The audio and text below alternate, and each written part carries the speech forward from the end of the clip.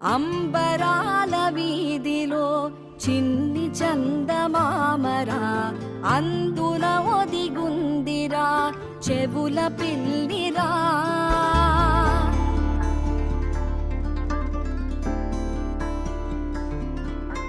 నీడ నీలి దీవిలో నీటి మీద మెరిసెరా, ఆ వెన్నెల కాంతిలో కూర్మముందిరా.